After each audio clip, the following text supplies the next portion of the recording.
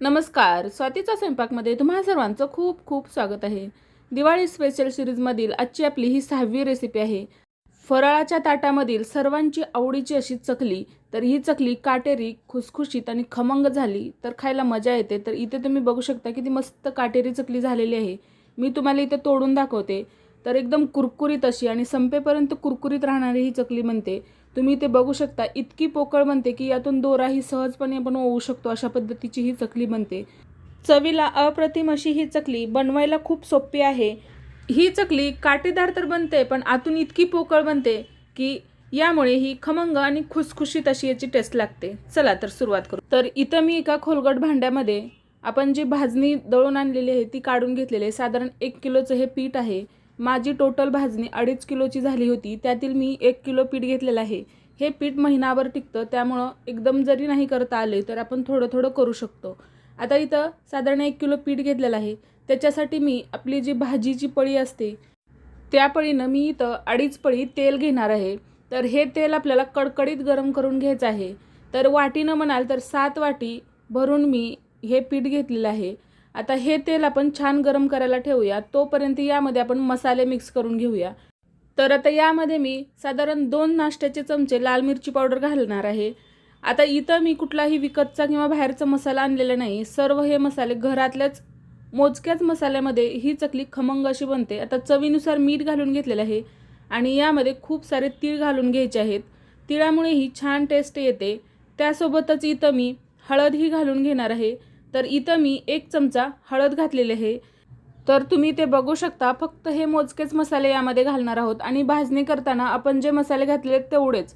एवढ्या साहित्याने आपली चकली खूप खमंग आणि टेस्टी बनते। याच्या व्यतिरिक्त आपल्याला बाहेरचा विकतचा भाजणीचा मसाला आणून घालायची काहीही गरज नाही आहे। तर इथं मी एवढे मसाले घातल्यानंतर आपलं हे जे तेल आहे ते मस्त कडकडीत गरम झालेलं आहे। आता ते तेल या पिठामध्ये ओतून घ्यायचं आहे, बघू शकता अशा पद्धतीनं। तर इथं तेलाचं कडकडीतच मोहन वापरायचं आहे, अशा पद्धतीने इथं बघितल्याप्रमाणे। तर आता हे चमच्याने व्यवस्थित असं मिक्स करून घेऊया, कारण हे खूप गरम आहे, हाताला चटके बसू शकतात। तर 1 मिनिट याला चमच्याने छान असं पिठामध्ये मिक्स केल्यानंतर आपण परत हाताने हे पिठाला पूर्णपणे कोट करून घेणार आहोत तेल।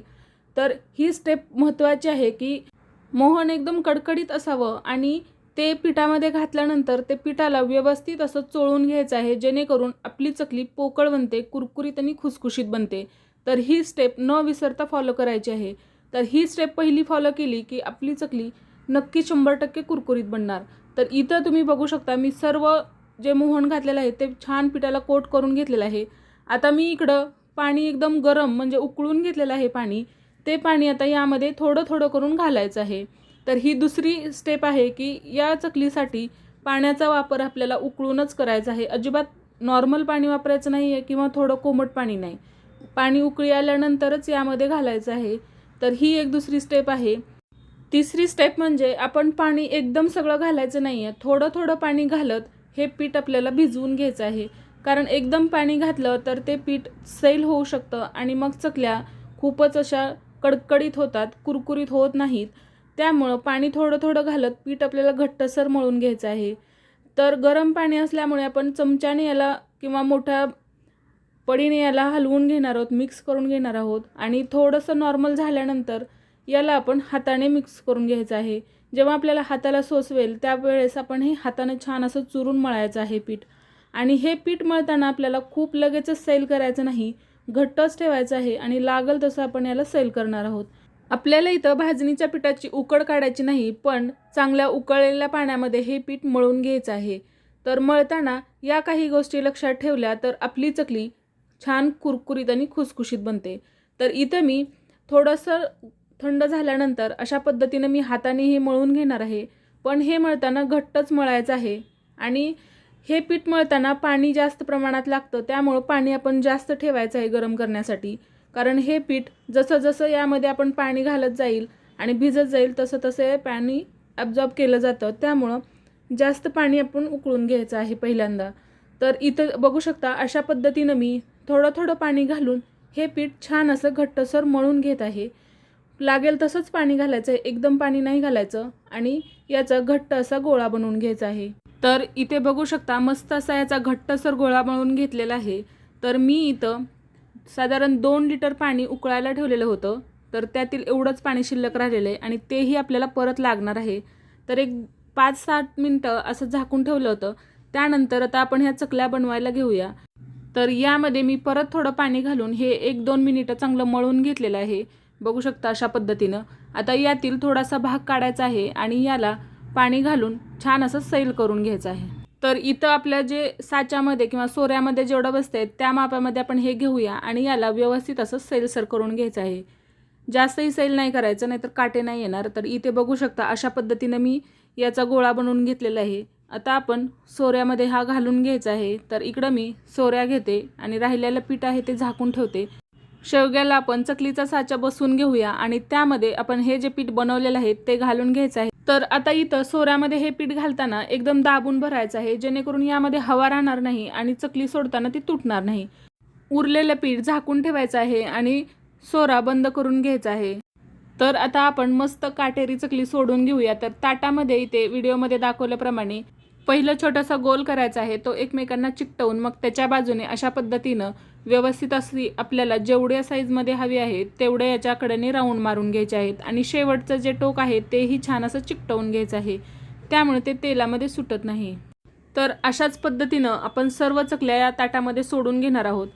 थोड्या थोड्या चकल्या सोडून झाल्या की लगेचच या तळून घ्यायच्या आहेत, जास्त वेळ वर ठेवायच्या नाही. तर तुम्ही इथे बघू शकता किती मस्त काटे आलेले आहेत त्याला आणि पीठही आपलं मस्त असं झालेलं आहे, अजिबात हे तुटत नाही. तर अशा पद्धतीनं आपण परफेक्ट असं हे चकलीचं भाजणीचं पीठ बनवून घेतलेलं आहे मळून. तर या स्टेप्स फॉलो केल्या तर मस्त अशा चकल्या बनतील. तर इथे तुम्ही बघू शकता मस्त कुरकुरीत आणि खुसखुशीत चकल्या बनतात आणि काटेदार बनतात. तर या सांगितलेल्या स्टेप्स फॉलो करून या चकल्या नक्की बनवून बघा. तर इथं मी एका ताटामध्ये जेवढ्या मावतील तेवढ्या चकल्या बनवून घेतलेल्या आहेत आणि या आपल्याला लगेचच फ्राय करून घ्यायच्या आहेत. थोड्या थोड्या चकल्या बनवून त्या फ्राय करायच्या आहेत. तर याची टोकं अशा पद्धतीने क्लोज करायची आहेत, नाहीतर तेलामध्ये सुटू शकतात.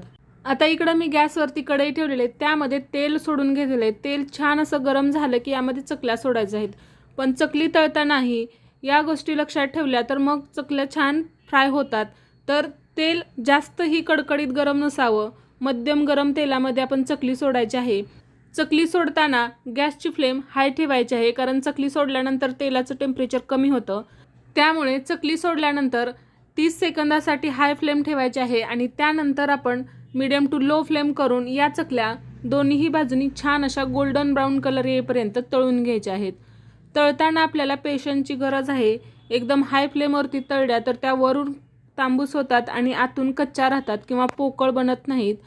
त्यामुळं मीडियम टू लो फ्लेमवरतीच या चकल्या छान अशा गोल्डन ब्राऊन कलर येईपर्यंत फ्राय करून घ्यायच्या आहेत, जेणेकरून त्या आतमध्येपर्यंत छान अशा फ्राय होतात आणि मस्त पोकळ आणि कुरकुरीत बनतात.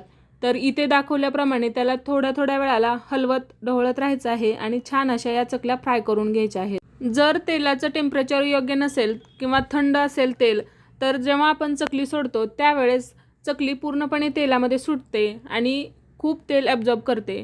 तेलाचं टेम्परेचर परफेक्ट असेल तर चकली तेलकट होत नाही. तर इथे तुम्ही बघू शकता आपल्या चकल्या फ्राय करून झालेल्या आहेत आणि छान अशा या चकल्या एकसारख्या रंगावरती तळल्या गेलेल्या आहेत आणि अजिबात तेलकट झालेल्या नाहीत. काटेही मस्त असे आलेले आहेत, तेलामध्ये अजिबात विरघळत नाहीत.